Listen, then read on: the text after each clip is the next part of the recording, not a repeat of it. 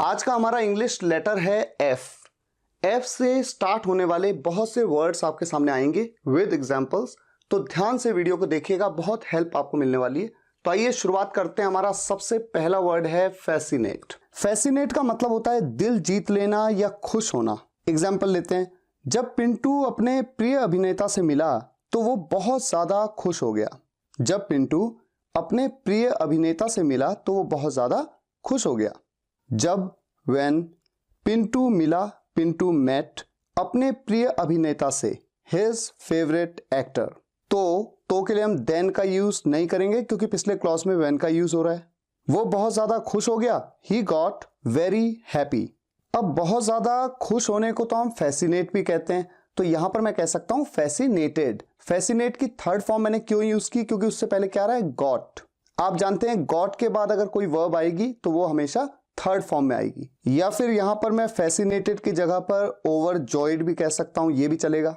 और आपकी नॉलेज के लिए बता दूं कि गॉट की जगह पर आप बिकेम भी कह सकते हैं। He became very happy, he became fascinated या ही बिकेम ओवरजॉयड। अगला एग्जांपल लेते हैं, जिस तरह उसने गरीब और बेसहारा लोगों को उनके घर पहुंचाकर मदद की, उसने सबका दिल जीत लिया। जिस तरह, द वे, उसने मदद की, ही हेल्प्ड, किसकी मदद की, गरीब और बेसहारा लोगों की, the poor and helpless people. क्या करके मदद की, उनको उनके घर पहुंचाकर, to make them reach their homes, to make them reach their homes. उसने सबका दिल जीत लिया। It fascinated everyone. उसने के लिए मैंने यहां पर इट का यूज किया। उसने किसने, उस काम ने, जो काम उसने किया, मदद करने का जो काम किया उसने। तो मदद करने का काम ये तो नॉन लिविंग है, नॉन लिविंग के लिए मैंने इट का यूज कर लिया। नेक्स्ट वर्ड है फेड। फेड मतलब मुरझाना, बेरंग होना या धूमिल होना। जैसे हमारे कपड़े फेड हो जाते हैं या किसी चीज का कलर फेड हो जाता है। एग्जाम्पल लेते हैं, फूलों को अगर सही मात्रा में पानी और धूप न मिले तो वो बेरंग होकर पेड़ से झड़ जाते हैं। अगर इफ फूलों को पानी और धूप न मिले, the flowers don't get water and sunlight सही मात्रा में, इन द राइट अमाउंट, वो बेरंग होकर पेड़ से झड़ जाते हैं। यानी कि उनका कलर फेड हो जाता है। तो फेड हो जाता है और उसके बाद वो झड़ जाते हैं। देयर कलर फेड्स, उनका कलर फेड हो जाता है। एंड और they fall of the tree, वो पेड़ से गिर जाते हैं। अच्छा, यहां पर जो पहला क्लॉज था उसमें इन द राइट अमाउंट मैंने यूज किया। इसकी जगह पर अगर मैं वाटर से पहले एडिक्वेट कह देता, if the flowers don't get adequate water and sunlight, तो इसका मतलब भी एक ही निकलता, क्योंकि एडिक्वेट मतलब क्या होता है, सही मात्रा में, यानी पर्याप्त मात्रा में। नेक्स्ट एग्जांपल लेते हैं, एक बार जब बचपन चला जाता है तो बस उसकी यादें ही रह जाती हैं, जो धीरे धीरे करके गायब होती रहती हैं। एक बार जब बचपन चला जाता है, once the childhood is over, तो then बस उसकी यादें ही रह जाती हैं। only its memories remain, जो धीरे धीरे करके गायब होती रहती हैं, यानी फेड हो जाती हैं। which gradually keeps fading। यहां पर keeps का यूज मैंने क्यों किया, क्योंकि होती रहती है, यानी जब आप किसी काम को करते रहते हैं तो ऐसे में keep का यूज करते हैं ना। मैं खेलता रहता हूं, I keep on playing, वो आता रहता है, he keeps on coming। तो यहां पर मैंने कहा which gradually keeps fading. Keeps के बाद ऑन का यूज आप कर भी सकते हैं, नहीं भी कर सकते हैं, कोई प्रॉब्लम नहीं है। आप कीप कहें चाहे कीप ऑन कहें, बात एक ही है। FATE, फेट का मतलब होता है भाग्य, किस्मत, नसीब, जिसे आप लक या फॉर्च्यून भी कहते हैं। एग्जाम्पल लेते हैं, अपनी किस्मत को दोष देने से कुछ नहीं होता। किस्मत केवल उसी का साथ देती है जो बहादुर और मेहनती होते हैं। कुछ नहीं होता यानी कि कोई फायदा नहीं है। देयर इज नो यूज अपनी किस्मत को दोष देने से, ब्लेमिंग योर फेट। किस्मत केवल उसी का साथ देती है। फेट ओनली फेवर्स दोज, जो होते हैं हु आर, बहादुर और मेहनती, ब्रेव एंड हार्ड वर्किंग। रश्मि ने इतनी मेहनत कर दी कि उसकी किस्मत को भी हार मानकर उसे सफल बनाना ही पड़ा। रश्मि ने इतनी मेहनत कर दी, रश्मि वर्कड सो हार्ड कि दैट, उसकी किस्मत को भी हार मानना पड़ा और उसे सफल बनाना पड़ा। Her fate also had to give up and make her successful. तो ये पूरा सेंटेंस क्या बना, Rashmi worked so hard that her fate also had to give up and make her successful. अब मूव करते हैं हमारे नेक्स्ट वर्ड पे, फेटल। फेटल का मतलब होता है घातक या जानलेवा, जिसे आप डेंजरस कह सकते हैं। अगर सुरेश ने हेलमेट न पहना होता तो उसके साथ हुई दुर्घटना जानलेवा भी साबित हो सकती थी। ये सेंटेंस कंडीशनल टाइप 3 का सेंटेंस है, क्योंकि यहां पर यह बताया गया कि अगर ये ना होता या ये होता तो ये ना हुआ होता या ना हो सकता था या ना हो चुका होता। तो कंडीशनल टाइप 3 के सेंटेंस में जो पहला क्लॉज है, अगर वाला जो पहला क्लॉज है, अगर सुरेश ने हेलमेट ना पहना होता, यहां पर आप हैड का यूज करेंगे और तो के बाद जो पूरा क्लॉज है उसमें आपको कुड हैव बीन का यूज करना होगा, क्योंकि यहां पर मैंने क्या कहा, हो सकती थी, कुड हैव बीन। अगर सुरेश ने हेलमेट ना पहना होता, if Suresh had not put on the helmet, तो देन उसके साथ हुई दुर्घटना, हिज एक्सीडेंट, जानलेवा भी साबित हो सकती थी, कुड हैव बीन फेटल। तो ये पूरा सेंटेंस बना, if Suresh had not put on the helmet then his accident could have been fatal. Next example, ये एक बहुत ही घातक बीमारी है जिसका इलाज अभी तक नहीं मिला है। ये है, दिस इज, एक बहुत ही घातक बीमारी, अ फेटल डिजीज, जिसका इलाज अभी तक नहीं मिला है, यानी कि अभी तक ये क्योरेबल नहीं है, विच इज नॉट क्योरेबल येट। यहां पर आप येट का यूज क्योरेबल से पहले भी कर सकते हैं, आप कह सकते हैं which is not yet curable. तो दोनों तरीके से बोल सकते हैं, which is not curable yet या which is not yet curable. FAULTY, faulty, जिसका मतलब होता है दोषपूर्ण, गड़बड़ या खराब। एग्जाम्पल लेते हैं, अभी एक फैक्ट्री का भंडाफोड़ हुआ है जो असली सामान लेकर उसके बदले खराब सामान से उसे बदलकर लोगों को चूना लगा रही थी। अभी रिसेंटली एक फैक्ट्री का भंडाफोड़ हुआ है, यानी कि एक फैक्ट्री एक्सपोज हो गई है। A factory has been exposed, जो लोगों को चूना लगा रही थी, which was forging with people. Forge मतलब क्या होता है, धोखाधड़ी करना, किसी को बेवकूफ बनाना, चूना लगाना, फ्रॉड करना। क्या करके कर रही थी ये गड़बड़ी, असली सामान ले रही थी और उसके बदले में खराब सामान को बदल दे रही थी, by exchanging the genuine material with the faulty one. Next example, इतने महंगे मोबाइल में अगर तुम खराब चार्जर का इस्तेमाल करोगे तो इसका बहुत बड़ा नुकसान झेलना पड़ेगा। अगर तुम खराब चार्जर का इस्तेमाल करोगे, if you use a faulty charger, इतने महंगे मोबाइल में, यानी इतने महंगे मोबाइल के साथ में, with such an expensive mobile, तो देन इसका बहुत बड़ा नुकसान झेलना पड़ेगा। किसे झेलना पड़ेगा, आपको झेलना पड़ेगा। यू विल हैव टू पे, आपको पे करना पड़ेगा हैवीली, बहुत ज्यादा फॉर दैट, उसके लिए। Next word, feasible, FEASIBLE, feasible, जिसका मतलब होता है होने के योग्य या सार्थक। इसे आप प्रैक्टिकल या पॉसिबल भी कह सकते हैं। जब अक्षत ने एक काल्पनिक सुझाव दिया तो उसके बॉस ने उसे कोई सार्थक उपाय सोचने को बोला।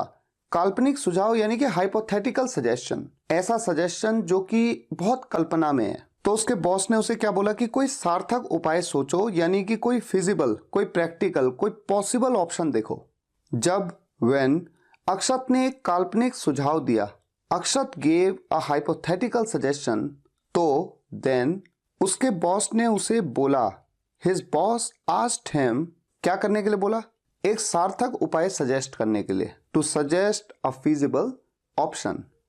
हमेशा प्लान ऐसा बनाना चाहिए जो होने के योग्य हो, न कि कोई ऐसा जो बस दिखने में अच्छा लगे पर उस पर अमल करना असंभव ही हो। हमेशा प्लान ऐसा बनाना चाहिए जो होने के योग्य हो। ऑलवेज मेक अ प्लान, हमेशा ऐसा प्लान बनाओ दैट इज फिजिबल, न कि कोई ऐसा जो बस दिखने में अच्छा लगे, not that just looks great, पर उस पर अमल करना असंभव ही हो, बट इम्पॉसिबल टू इम्प्लीमेंट। तो देखिए पूरा सेंटेंस क्या बना, always make a plan that is feasible, not that just looks great but impossible to implement. FEEBLE, feeble, जिसका मतलब होता है कमजोर, इसे आप वीक भी कह सकते हैं। एग्जाम्पल लेते हैं, जीवन में संघर्ष करना सीखना होगा क्योंकि इस दुनिया में कमजोरों के लिए कोई जगह नहीं है। जीवन में संघर्ष करना सीखना होगा, किसे सीखना होगा, हम सबको सीखना होगा। जब सभी की बात होती है ऐसे में आप वन इस प्रोनाउन का यूज कर लेते हैं। वन शुड लर्न, जीवन में संघर्ष करना, how to struggle in life. अच्छा, यहां पर वन की जगह पर हम वी भी कह सकते हैं, we should learn how to struggle in life.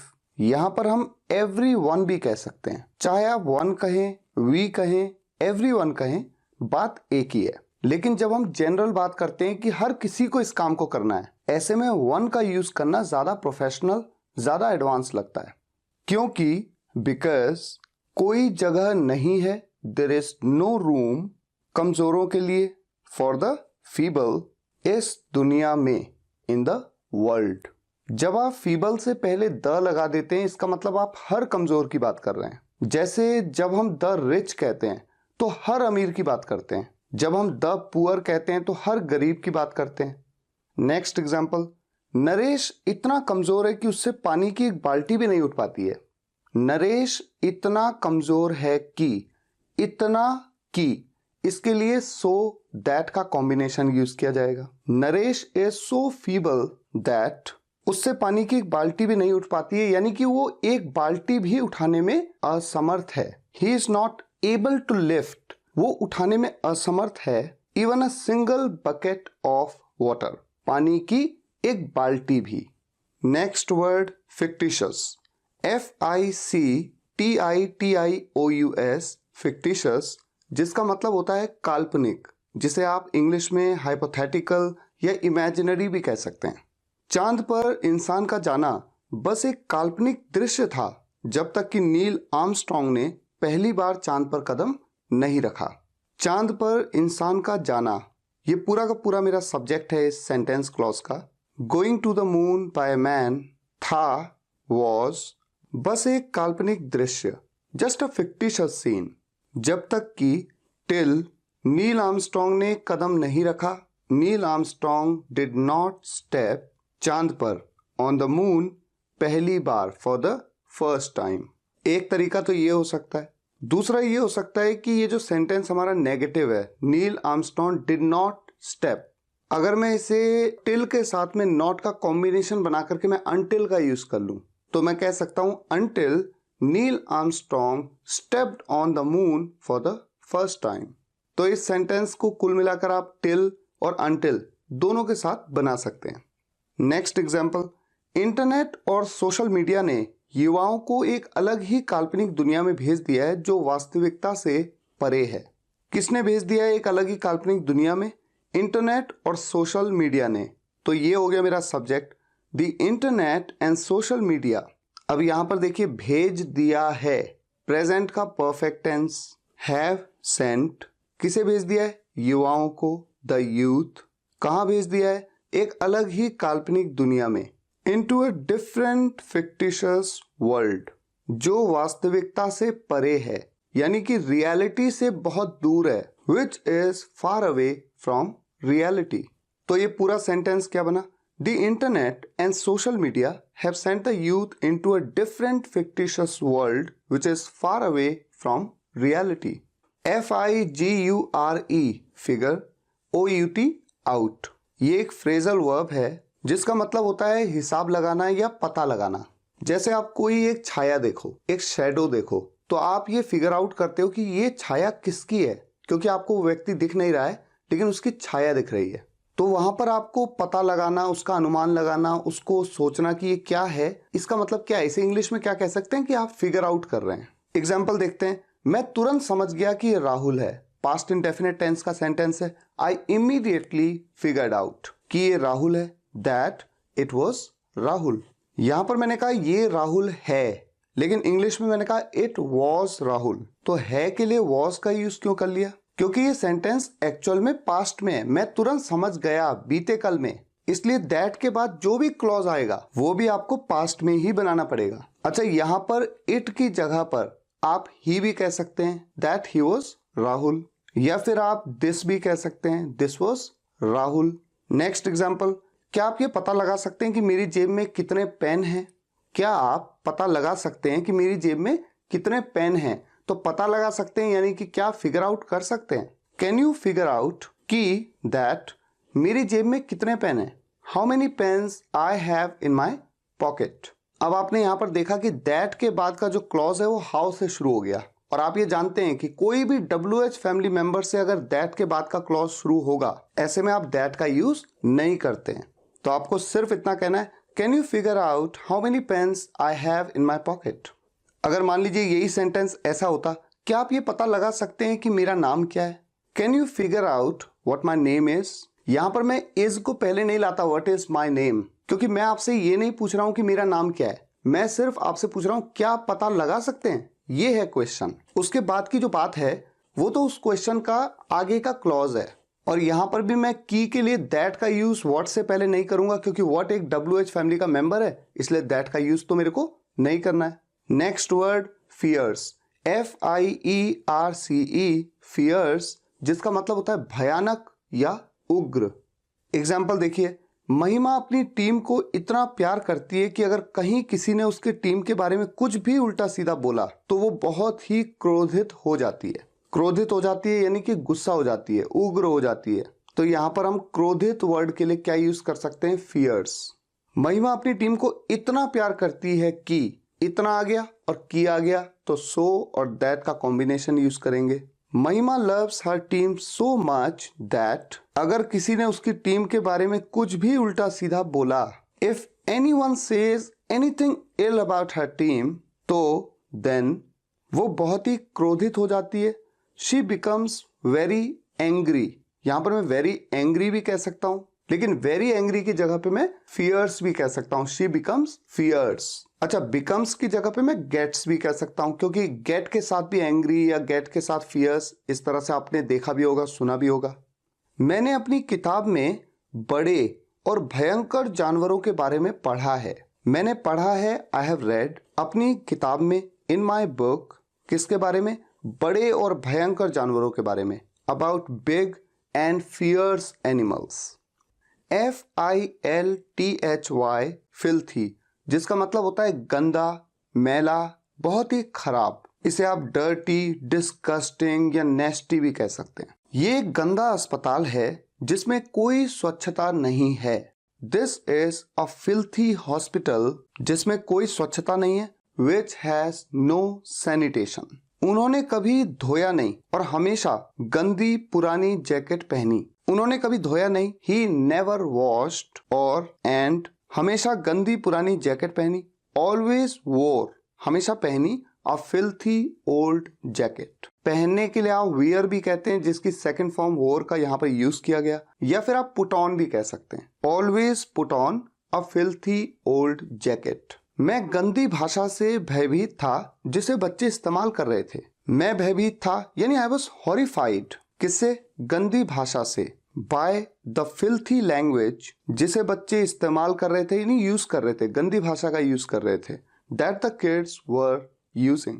Next word fine, FINE, fine, जिसके दो मतलब होते हैं, जुर्माना और अच्छा। जुर्माना जिसे आप पेनल्टी भी कहते हैं, और अच्छा के लिए आप गुड या वेल, दोनों में से किसी का भी यूज कर लेते हैं। जज ने अपराधी पर केवल 5,000 रुपए का जुर्माना लगाया है। जुर्माना लगाने को हम इम्पोज अ फाइन, इस तरह से फ्रेज यूज करते हैं, इम्पोज अ फाइन। द जज हैज इम्पोज्ड अ फाइन, जज ने जुर्माना लगाया है, कितने का, केवल 5,000 रुपए का, और 5,000 रुपीज ओनली, किस पर, अपराधी पर, ऑन द ऑफेंडर। अपराधी तो कोई भी हो सकता है, अगर आप ट्रैफिक नियमों का उल्लंघन करें तो भी आप अपराधी हैं, ऐसे में आप ऑफेंडर हैं। पर हाँ, जिसने क्राइम किया हो उस अपराधी को हम कहते हैं क्रिमिनल। यहां पर आप ऑफेंडर की जगह पे क्रिमिनल भी कह सकते हैं, डिपेंड करता है कि किस तरह के अपराध की बात हो रही है। नेक्स्ट एग्जांपल, टेनिस खेलने के लिए आज मौसम अच्छा है। अच्छा है यानी कि गुड है, फाइन है, वेल है। The weather is fine today to play tennis. FLATTRY, flattery, जिसका मतलब होता है चापलूसी या झूठी प्रशंसा। आपकी चापलूसी आपको पदोन्नति तो दे सकती है पर प्रदर्शन नहीं दे सकती। पदोन्नति मतलब प्रमोशन, यानी चापलूसी करके आप प्रमोट तो हो सकते हैं लेकिन परफॉर्मेंस नहीं कर सकते आप। आपकी चापलूसी, योर फ्लैटरी, सकती है, इसके लिए कैन का यूज कर सकते हैं। Get you promotion, your flattery can get you promotion. यहां पर मैं गेट की जगह पे गिव भी कह सकता हूं, लेकिन गेट का यूज करना ज्यादा बेहतर दिखता है। पर प्रदर्शन नहीं दे सकती, तो क्या नहीं दे सकती? Promotion, but not performance. तो ये पूरा सेंटेंस हो गया, your flattery can get you promotion but not performance. Example number 2, मैं किसी हाल में कभी भी चापलूसी नहीं करता। नहीं करता, तातिथि आ गया, प्रेजेंट इंडेफिनिट टेंस का नेगेटिव सेंटेंस है। मैं कभी नहीं करता, आई नेवर डू चापलूसी, फ्लैटरी, किसी हाल में, in any circumstances. I never do flattery in any circumstances. वो हमेशा झूठी प्रशंसा के चक्कर में फंस जाती है, यानी कि वो झूठी प्रशंसा लोग उसकी करते हैं तो वो उसकी शिकार हो जाती है, यानी कि वो मान लेती है कि वो सच बोल रहे हैं। इस सेंटेंस को इंग्लिश में बनाने का एक बड़ा इंटरेस्टिंग तरीका है, she always falls prey to flattery. Prey मतलब होता है शिकार, फॉल्स प्रे मतलब शिकार बन जाना। किस चीज का? टू फ्लैटरी, फ्लैटरी का। हमारा नेक्स्ट वर्ड है फर्म। फर्म का मतलब होता है दृढ़, जिसे आप डिटर्मिन्ड भी कहते हैं, और या फिर कंपनी, कंपनी को भी फर्म कहते हैं। आपने अक्सर सुना होगा कि उसकी एक फर्म है, जिसे हम इंग्लिश में कॉर्पोरेशन भी कहते हैं। एग्जाम्पल लेते हैं, प्रियंका चोपड़ा महिला सशक्तिकरण के लिए दृढ़ स्वर में बोलती है। प्रियंका चोपड़ा बोलती है, प्रियंका चोपड़ा स्पीक्स दृढ़ स्वर में, यानी कि एक फर्म वॉइस में, इन अ फर्म वॉइस, महिला सशक्तिकरण के लिए, फॉर विमेन एम्पावरमेंट। वो भारत में एक बड़ी विज्ञापन कंपनी के लिए काम करते हैं। वो काम करते हैं, ही वर्क्स, एक बड़ी विज्ञापन कंपनी के लिए, for a big advertising firm. कहां करते हैं? भारत में, इन इंडिया। तो ये पूरा सेंटेंस हो गया, he works for a big advertising firm in India. FLAW, flaw, जिसका मतलब होता है दोष या खराबी। इसे आप डिफेक्ट या फॉल्ट भी कह सकते हैं। आपके काम में कोई गलती नहीं है, कोई गलती नहीं है, देयर इज नो फ्लॉ आपके काम में, इन योर वर्क। क्या आप इस किताब में कोई गलती निकाल सकते हैं? निकाल सकते हैं मतलब क्या आप फाइंड आउट कर सकते हैं? कैन यू फाइंड आउट, क्या फाइंड आउट कर सकते हैं? एनी फ्लॉ, कोई गलती इस किताब में, इन दिस बुक। यहां पर आप फाइंड आउट की जगह पे स्पॉट भी कह सकते हैं। स्पॉट करना यानी कि किसी चीज को पकड़ना। Can you spot any flaw in this book, इस तरह से भी आप बोल सकते हैं। अगला एग्जाम्पल, डर मनुष्य के व्यक्तित्व का सबसे बड़ा दोष है। डर मनुष्य के व्यक्तित्व का सबसे बड़ा दोष है। कौन है सबसे बड़ा दोष? डर। तो ये है मेरा सब्जेक्ट, फियर सबसे बड़ा दोष है, इज द ग्रेटेस्ट फ्लॉ, मनुष्य के व्यक्तित्व का, ऑफ ह्यूमंस पर्सनैलिटी। तो ये पूरा सेंटेंस क्या बना? Fear is the greatest flaw of humans personality. Next example, इस वॉशिंग मशीन में कुछ खराबी थी, इसीलिए मैंने इसे वापस कर दिया। कुछ खराबी थी, देयर वॉज सम फ्लॉ, इस वॉशिंग मशीन में, इन दिस वॉशिंग मशीन, इसलिए, सो, मैंने इसे वापस कर दिया। पास्ट इंडेफिनिट टेंस में ये sentence clause, I returned it. तो ये पूरा सेंटेंस हुआ, there was some flaw in this washing machine, so I returned it. Next word, flexible. FLEXIBLE, flexible, जिसका मतलब होता है लचीला या अनुकूल। योगा और कसरत रोज सुबह शाम करने से शरीर में स्फूर्ति और लचीलापन दोनों बढ़ते हैं। क्या करने से बढ़ते हैं? योगा और कसरत करने से। Doing yoga and exercise, yoga और एक्सरसाइज करना। Every day in the morning and evening, रोज सुबह और शाम को। क्या बढ़ाता है, क्या इंक्रीज करता है? इंक्रीजेस बोथ, दोनों को इंक्रीज करता है। किस किस को? स्फूर्ति और लचीलापन, एक्टिवनेस एंड फ्लेक्सिबिलिटी। तो ये पूरा सेंटेंस हो गया, doing yoga and exercise every day in the morning and evening increases both activeness and flexibility. Next example, Mohit नियमित व्यायाम के जरिए अपने शरीर को लचीला बनाए रखता है। मोहित बनाए रखता है, मोहित कीप्स, अपने शरीर को, हिज बॉडी, लचीला, फ्लेक्सिबल, नियमित व्यायाम के जरिए, यानी नियमित एक्सरसाइज के जरिए, through regular exercise. Mohit keeps his body flexible through regular exercise.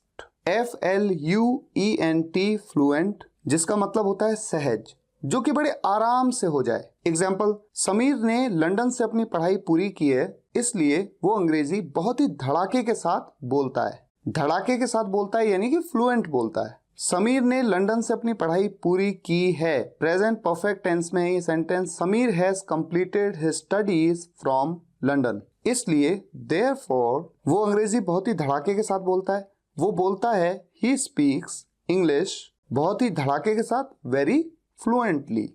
Federer एक महान टेनिस खिलाड़ी हैं और उनके खेलने का अंदाज इतना सहज और बेहतरीन है कि सामने वाले खिलाड़ी भी मंत्रमुग्ध हो जाते हैं। फेडरर एक महान टेनिस खिलाड़ी हैं। Federer is a great tennis player और एंड उनके खेलने का अंदाज, हिज स्टाइल ऑफ प्ले इतना सहज और बेहतरीन है, is so fluent and elegant कि दैट सामने वाले खिलाड़ी भी यानी कि ऑपोजिशन प्लेयर्स भी, इवन द ऑपोजिशन प्लेयर्स मंत्रमुग्ध हो जाते हैं। Get spell bounded, spell bounded मतलब मंत्रमुग्ध हो जाना, बिल्कुल जैसे कि दूसरे व्यक्ति से इन्फ्लुएंस्ड हो जाना। यहाँ पर आप स्पेल बाउंडेड की जगह पर अमेज्ड, फैसिनेटेड या फिर कैप्टिवेटेड किसी का भी यूज कर सकते हैं। FOLLOW फॉलो, जिसका मतलब होता है पालन करना या फिर पीछे आना। पालन करना के लिए टू ओबे कह सकते हैं, ओबे करना किसी चीज को, पालन करना उसका, और पीछे आना मतलब कम आफ्टर। खिलाड़ियों को खेल के नियमों का पालन करना चाहिए, यानी कि प्लेयर्स को ओबे करना चाहिए रूल्स को। ओबे करना या फॉलो करना, प्लेयर्स मस्ट फॉलो, क्या फॉलो करना चाहिए? खेल के नियमों को, the rules of the game. मेरे पीछे आओ, मैं तुम्हें रास्ता दिखाऊंगा। तो यहाँ पर पीछे आना यानी फॉलो करना। मेरे पीछे आओ, फॉलो मी, मैं तुम्हें रास्ता दिखाऊंगा, I will show you the way. FOND fond, OF of. Fond of का मतलब आप समझ सकते हैं शौकीन होना, टू लव डूइंग समथिंग, किसी चीज को करने में आपको बहुत मजा आता है। एग्जाम्पल देखिए, मैं खेलने का शौकीन हूं, आई एम फॉन्ड ऑफ प्लेइंग। यहां पर मैं किस चीज का शौकीन हूं? खेलने का। खेलना क्या है? एक वर्ब है, एक क्रिया है जिसे हम प्ले कहते हैं। तो जब भी किसी क्रिया के शौकीन होंगे तो उसके साथ ING का यूज करेंगे, जैसे यहां पर किया प्लेइंग। लेकिन अगर मैं कह दूं मैं क्रिकेट का शौकीन हूं, जिस चीज का मैं शौकीन हूं वो है क्रिकेट, ये एक गेम है। यहां पर मैं किसी काम को करने की बात नहीं कर रहा हूं, इसलिए यहां पर सिंपली मैं क्या कहूंगा? I am fond of cricket. हाँ, अगर मुझे ऐसा कहना हो कि मैं क्रिकेट खेलने का शौकीन हूं, तो मैं जरूर ऐसा कहूंगा, I am fond of playing cricket. वो गिटार बजाने का शौकीन है, he is fond of playing guitar. आप न्यूज़पेपर पढ़ने के शौकीन थे, you are fond of reading newspaper. मैं किताबों का शौकीन हूं। अब यहां पर मैं जिस चीज का शौकीन हूं वो है किताबें। यहां पर किसी काम को करने का शौकीन नहीं हूं मैं, बल्कि मैं किताबों का शौकीन हूं। किताबें, बुक्स, ये तो नाउन है। आई एम फॉन्ड ऑफ बुक्स। हमारा नेक्स्ट फ्रेज है फॉर अ लॉन्ग, जिसका मतलब होता है लंबे समय से या लंबे समय के लिए। एग्जाम्पल देखिए, राम काफी देर ठहरने के उद्देश्य से मेरे घर आया। राम आया, राम केम, मेरे घर, टू माई होम। किस उद्देश्य से? ठहरने के उद्देश्य से, टू स्टे। काफी देर, for a long. Ram came to my home to stay for a long. वो काफी समय से यहाँ है, he has been here for a long. एक वर्ड और ले लेते हैं, फॉरबिड, FORBID फॉरबिड, जिसका मतलब होता है रोकना या मना करना। एग्जाम्पल देखिए, भगवान न करे अगर तुम्हारे मम्मी पापा बीमार होते तो तुम क्या करते? भगवान न करे, गॉड फॉरबिड, अगर तुम्हारे मम्मी पापा बीमार होते, इफ योर पेरेंट्स वर इल, तो तुम क्या करते? What would you do? सभी वाहनों का यहां आना मना है, यानी यहां पर कोई भी गाड़ी नहीं आ सकती, मना है। All the vehicles are forbidden to come here. Come की जगह पर मैं एंटर हियर भी कह सकता हूं, और या फिर टेक एंट्री हियर ऐसा भी कह सकते हैं। FORE for. अच्छा, ये FOR फॉर नहीं है, यह है FORE, इसका मतलब होता है सामने। एग्जाम्पल देखिए, कोरोना वायरस के 1 लाख मामले अब तक सामने आ चुके हैं। क्या आ चुके हैं सामने? 1 लाख मामले, 1 lakh cases of corona virus सामने आ चुके हैं, have come to the for अब तक, सो फार। तो सामने आना, जब भी कोई केसेस सामने आ जाएं, कोई मुद्दा सामने आ जाए, ऐसे में कम टू द फोर इस फ्रेज का यूज आप कर सकते हैं। ये मुद्दा 1990 में सामने आया। ये मुद्दा 1990 में सामने आया। This issue came to the fore in the year 1990. This issue came to the fore in the year 1990. Next word forecast, F-O-R-E-C-A-S-T, forecast, जिसका मतलब होता है भविष्यवाणी करना या पूर्वानुमान करना। इसे आप प्रिडिक्शन भी कह सकते हैं। एग्जाम्पल देखिए, मजे की बात यह है कि जब भी मौसम विभाग ये पूर्वानुमान करता है कि मौसम साफ रहेगा, उसी दिन बारिश होती है। मजे की बात यह है, द फनी थिंग इज कि दैट जब भी व्हेनेवर मौसम विभाग ये पूर्वानुमान करता है कि the meteorological department forecast that मौसम साफ रहेगा, the weather would be clear, उसी दिन बारिश होती है। On the same day it rains. तो देखिए कितना इंटरेस्टिंग सेंटेंस था। The funny thing is that whenever the meteorological department forecast that the weather would be clear, on the same day it rains. अगला एग्जाम्पल, इस बात का पूर्वानुमान लगाना बहुत ही मुश्किल है कि धरती पर बचा हुआ पानी आखिर कब तक रहेगा।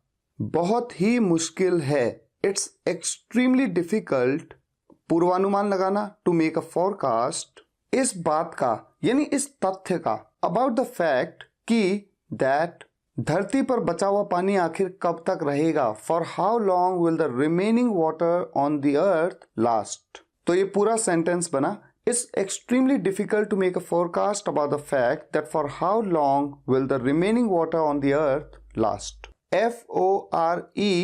FOREFATHER, फोरफादर, जिसका मतलब होता है पूर्वज। एग्जाम्पल लेते हैं, कई सारी खूबियां हमें हमारे पूर्वजों से मिलती हैं। खूबियां यानी कि विशेषताएं, गुण। तो इस सेंटेंस को जब बनाया जाएगा तो कैसे बनाया जाएगा? देखिए, हम क्या करते हैं, हम इनहेरिट करते हैं, यानी हम उनसे हम पर आती हैं वो चीजें। वी इनहेरिट मैनी ट्रेड्स, कई सारी विशेषताएं, कई सारी खूबियां, कई सारे लक्षण हमारे पूर्वजों से, फ्रॉम आवर फोरफादर्स। तो ये सेंटेंस बना, we inherit many trades from our forefathers. दूसरा एग्जाम्पल, जो पर्यावरण हमें अपने पूर्वजों से दान में मिला है उसे हमें सहेज कर रखना चाहिए ताकि आने वाली पीढ़ी को भी उसका फायदा मिले। जो पर्यावरण हमें अपने पूर्वजों से दान में मिला है, the nature that our forefathers have gifted us, उसे हमें सहेज कर रखना चाहिए। We should conserve it nicely, ताकि सो दैट आने वाली पीढ़ी को भी उसका फायदा मिले। The coming generation could also take benefit of it. तो ये पूरा सेंटेंस बना, the nature that our forefathers have gifted us, we should conserve it nicely so that the coming generations could also take benefit of it. Next word है FORFEIT, forfeit, जिसका मतलब होता है अधिकार खो बैठना। अक्सर दंड के रूप में, जब आप पर पेनल्टी लग जाती है, जब्त कर लिया जाता है आपकी चीजों को, तो उन चीजों से आपका अधिकार खत्म हो जाता है, तो इसे फॉरफिट कहते हैं। एग्जाम्पल देखते हैं, टैक्स न भर पाने के दंड के रूप में सेठ जमुना दास को अपना व्यापार और दुकान सरकार को सौंपना पड़ेगा। सौंपना पड़ेगा यानी कि सेठ जमुना दास अधिकार खो बैठेंगे अपने व्यापार पर और अपनी दुकान पर। तो इस सेंटेंस को हम बनाते हैं, टैक्स न भर पाने के दंड के रूप में, एज अ पेनल्टी, पेनल्टी के रूप में, for not paying the taxes, taxes न पे करने के कारण सेठ जमुना दास को अपना व्यापार और दुकान सरकार को सौंपना पड़ेगा। Seth Jamuna Das will have to, सौंपना पड़ेगा, will have to forfeit his business and property to the government. अगला एग्जाम्पल देखिए, भ्रष्टाचार उजागर होने के बाद मंत्री को उनके घर से निकाला गया और उनकी सारी संपत्ति सरकार ने जब्त कर ली। भ्रष्टाचार उजागर होने के बाद यानी कि करप्शन एक्सपोज होने के बाद, after the corruption was exposed, मंत्री को उनके घर से निकाला गया। पास्ट इंडेफिनिट टेंस का पैसिव वॉइस सेंटेंस है, the minister was thrown out of his house, और एंड उनकी सारी संपत्ति सरकार ने जब्त कर ली यानी फॉरफिट कर दी। The government forfeited all his properties, मुझे उम्मीद है आप समझ पा रहे हैं फॉरफेट वर्ड का यूज। इसका मतलब कुल मिलाकर जब्त कर लेना, अधिकार छीन लेना, अधिकार खो बैठना, इस सेंस में होता है। FORSAKE, forsake. फॉरसेक का मतलब होता है त्यागना, गिव अप कर देना। मैं अपने परिवार के लिए पैसे और शोहरत का त्याग करने के लिए तैयार हूं। मैं अपने परिवार के लिए पैसे और शोहरत का त्याग करने के लिए तैयार हूं। कैसे बनाएंगे इस सेंटेंस को? मैं तैयार हूं, आई एम रेडी, त्याग करने के लिए, टू फॉरसेक। क्या त्याग करने के लिए? पैसा और शोहरत, मनी एंड फेम, अपने परिवार के लिए, for my family. I am ready to forsake money and fame for my family. माँ हमेशा अपने बच्चों और परिवार के लिए खुद की खुशी और पसंद का त्याग करती है, इसलिए उसे भगवान का दर्जा दिया गया है। माँ हमेशा अपने बच्चों और परिवार के लिए खुद की खुशी और पसंद का त्याग करती है। A mother always forsakes her happiness and choices for the children and family, इसलिए that is why उसे भगवान का दर्जा दिया गया है। She has been regarded as God. Next पे आ जाते हैं, for the time being। for the time being का मतलब है फिलहाल के लिए, for now भी आप कह सकते हैं। फिलहाल इसे छोड़ दो, हम इसे बाद में करेंगे। फिलहाल इसे छोड़ दो, leave it for the time being, हम इसे बाद में करेंगे। We will do it later। तो ये पूरा सेंटेंस बना, leave it for the time being, we will do it later। मैं केवल कुछ समय के लिए यहां रह रहा हूं। मैं केवल कुछ समय के लिए यहां रह रहा हूं। पहले खुद बनाने का ट्राई करिए, फिर देखिए मैं कैसे बनाता हूं। मैं यहां रह रहा हूं, आई एम लिविंग हियर, केवल कुछ समय के लिए, just for the time being. I am living here just for the time being. फिलहाल के लिए दरवाजा खुला रखो, दरवाजा खुला रखो, कीप द डोर ओपन, फिलहाल के लिए, फॉर द टाइम बीइंग। तो ये तो बहुत ही सिंपल सा फ्रेज है। एक और एग्जांपल लेते हैं, फिलहाल के लिए आप इस किताब को पढ़ लो। फिलहाल के लिए आप इस किताब को पढ़ लो। For the time being you read this book. For the time being you read this book. FORTUNATE, fortunate, जिसका मतलब होता है भाग्यशाली या अहोभाग्य, लकी या प्रिविलेज्ड आप कह सकते हैं। वो भाग्यशाली है कि उसकी पत्नी इतनी अच्छी है। वो भाग्यशाली है, ही इज फॉर्चुनेट कि दैट उसकी पत्नी इतनी अच्छी है।